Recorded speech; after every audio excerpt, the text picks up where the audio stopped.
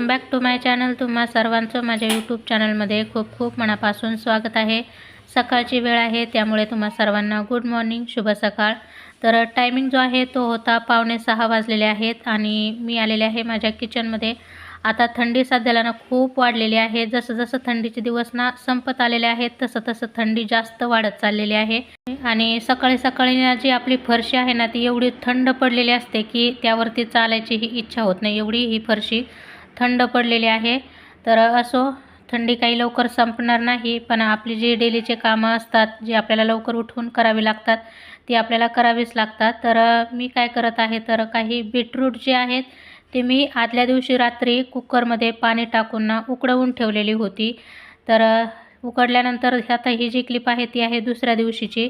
सकाळी उठल्यानंतर मी काय केलं, त्याचे जे सालपट होते ना ते काढून टाकले आणि त्याला बारीक बारीक फोडीमध्ये ना कट करून घेतलेला आहे। आज मी बीटरूटची जी चपाती आहे ना ती तुमच्यासोबत शेअर करणार आहे। बऱ्याच वेळा मुलं बीट खायला कंटाळा करतात, तर मध्यंतरी मी बीटाचे लाडू हे तुमच्यासोबत शेअर केलेले होते।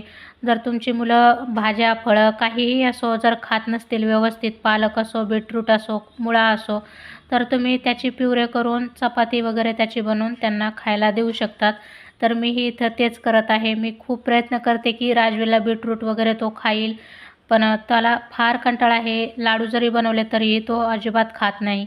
तर म्हणून मी काय केलेलं होतं, बीटरूट उकडून घेतलेले होते। तर सकाळी लवकर शाळा असल्यामुळे त्याचा जो टिफिन असतो त्याची थोडीफार तयारी मी आदल्या दिवशीच करून ठेवत असते। जसं की बीटरूट मी आदल्या दिवशी रात्री उकडून ठेवले होते, तर सकाळी उठल्यानंतर फक्त मी त्याचे सालपट काढून त्याला बारीक फोडींमध्ये कट केलं आणि मिक्सरमध्ये टाकून ना त्याची बारीक अशी ना प्युरे बनवून घेतलेली आहे।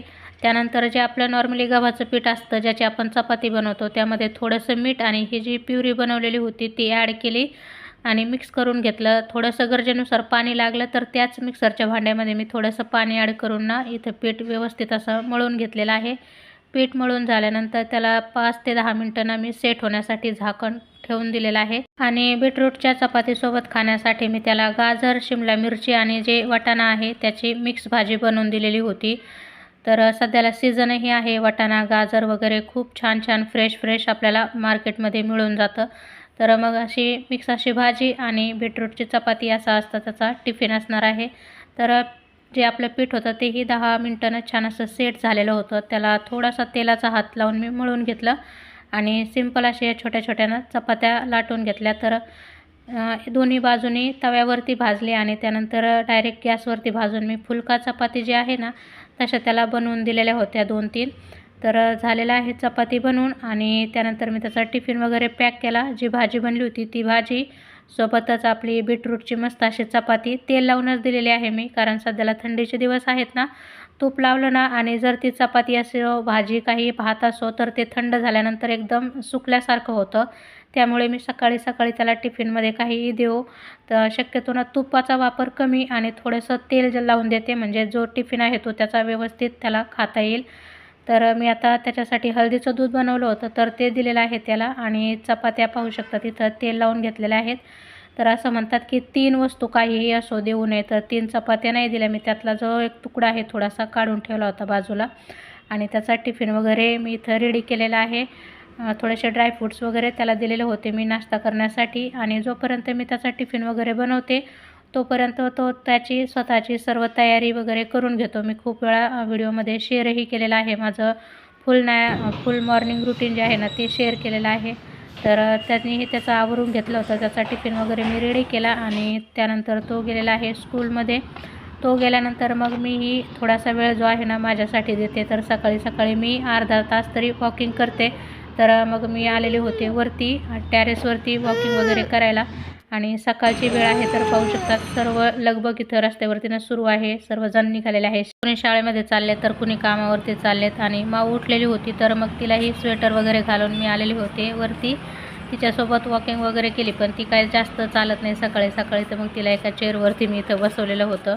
अजून हलकासा ना अंधार असल्यासारखा आहे, म्हणजे एकदमच उजडलेलं नाही, हलका अंधार होता आणि माऊ बसलेले आहे मस्त अशी चेअरवरती आणि मी माझी वॉकिंग वगैरे पूर्ण केली आणि आता सकाळचे 7:30 वाजलेले होते बरोबर। तर सूर्य उगवायला सुरुवात झालेली आहे। बरोबर 7:30च्या वेळेस ना सूर्य उगवून ना वरती येतो आणि मी बरोबर 7:30 वाजता ना मग घरी जात असते।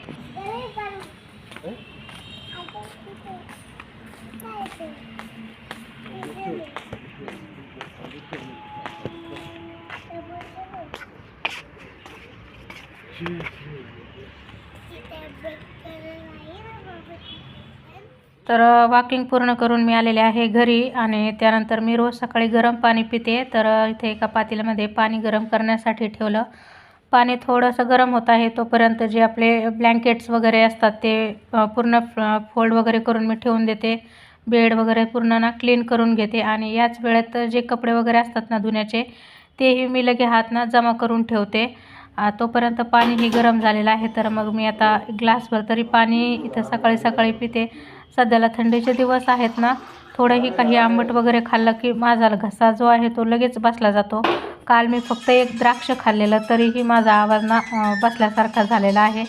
तर गरम पाणी पिऊन झाल्यानंतर मग आपली मॉर्निंगची जी दुसरी कामं असतात डेलीची घरातील ती मी करायला सुरुवात करणार आहे. तर त्यामध्ये असतं घरातील झाडू वगैरे करणं, फरशी वगैरे पुसून काढणं. तर हे माझं मॉर्निंगचं डेलीचं काम जे आहे ते मी 8पर्यंत आवरून घेते आणि त्यानंतर माझी तयारी वगैरे करते आणि मग आहे देवाची पूजा वगैरे. तर माऊ आणि मी बसलेला आहोत तिथं देवपूजा करण्यासाठी.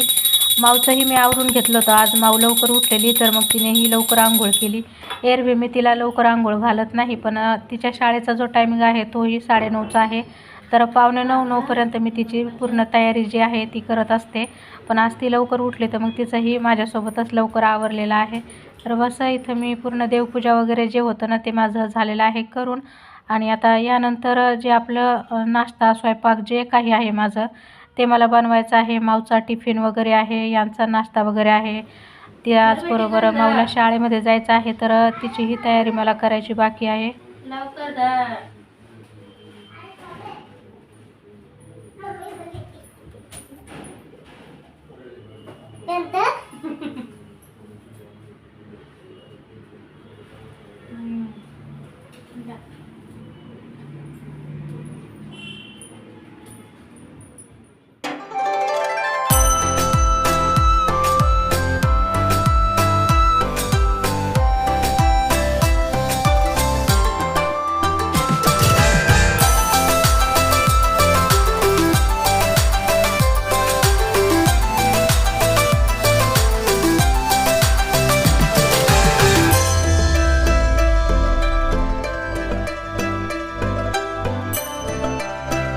तर देवपूजा वगैरे झाली त्यानंतर मी बनवलेला आहे इथे माझ्यासाठी चहा.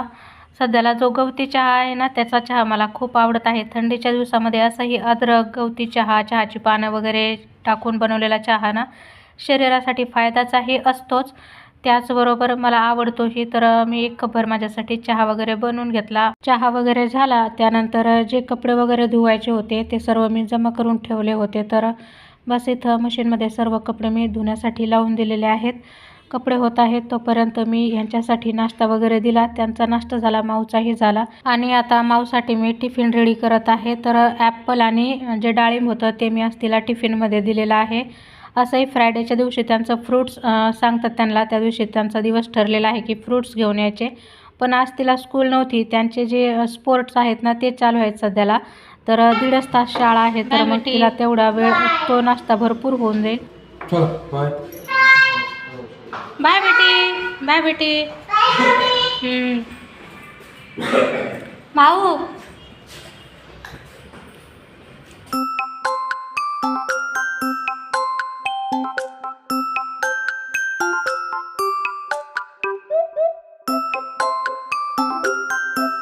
तर माऊ गेलेले आहे शाळेमध्ये, हे तिला सोडायला जातील आणि मग तसंच ते कामावरही तिथून जातील.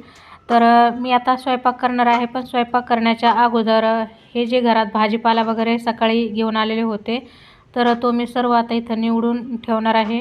म्हणजे जेव्हा मी पुन्हा स्वयंपाक वगैरे बनवायला जाईल तेव्हा मला सर्व भाजीपाला व्यवस्थित एका ठिकाणी निवडलेला मिळून जाईल.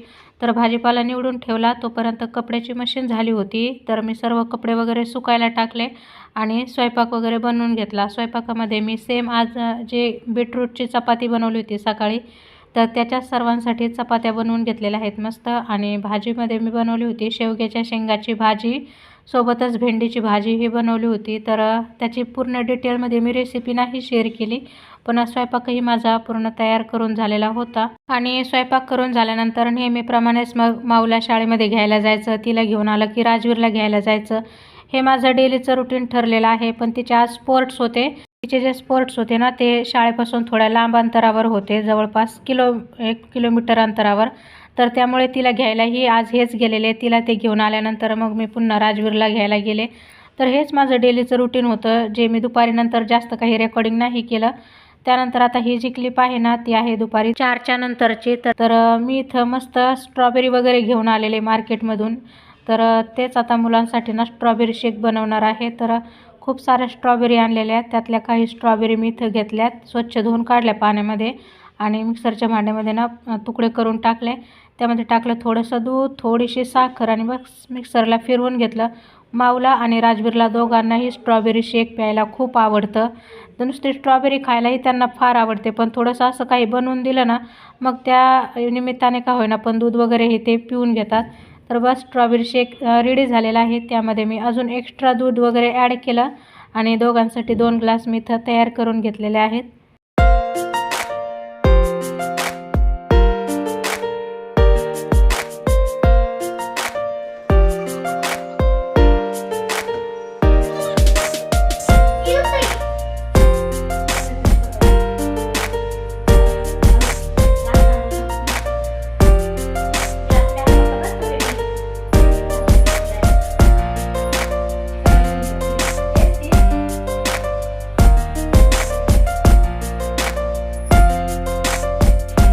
आवडलं बेटे तिला? माऊ तिला आवडलं? तुला? फिनिश करा पटापट. तर इथे मी आता काय करत आहे, थोडेसे मखाने होते माझ्याकडे. तर कढईमध्ये ना मी ते नुसतेच भाजून घेतले, काही तेल तूप वगैरे काही ॲड केलेलं नाही. फक्त मीडियम फ्लेमवरती ना 2 ते 3 मिनटं मखाने मस्त असे क्रिस्पी होईपर्यंत भाजून घेतले. तर सोबतच बाजूला संध्याकाळच्या स्वयंपाकाची थोडीफार मी तयारी करत होते. तर काहीतरी शिजताना तुम्हाला दिसत असेल. मखाने भाजून झाले होते तर ते एका प्लेटीमध्ये मी काढून घेतले आणि त्याच कढईमध्ये मी थोडासा गूळ टाकलेला आहे. गॅसची फ्लेम मी एकदम कमी केलेली आहे, म्हणजे गूळ जळणार नाही. आपल्याला हा गूळ छान असा वितळून घ्यायचा आहे. तर नेहमी मी त्यांना ना मसाला मखाने जे आहे ना ते बनवून देत असते, थोडेसे तिखट वगैरे असं. तर यावेळेस म्हटलं चला थोडेसे गोड बनवून पाहूया. या पद्धतीने बनवलेले मखानेही खायला खूप छान लागतात. पण माऊ आणि राजवीर दोघांनाही तिखट पदार्थ जास्त आवडतात, गोड पदार्थ ते खूप कमी खातात. म्हणून मी ना थोडेसेच मखाने ना गुळामध्ये इथं भाजून घेतलेले आहेत. फ्लेमवरती हे व्यवस्थित या गुळाच्या पाकामध्ये ना मिक्स करून घ्यायचे. हलकासा गुळाचा ना वास यायला सुरुवात होते, गोडसर असा वास येतो. त्यानंतर आपल्याला गॅस बंद करून ना हे जे मखाने आहेत ते वेगळ्या प्लेटीमध्ये ट्रान्सफर करायचे आहेत.